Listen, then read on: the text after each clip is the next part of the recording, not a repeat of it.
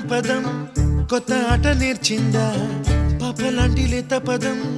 పాఠశాలగా కూనలమ్మ జానపదం పల్లె దాటి వచ్చిందా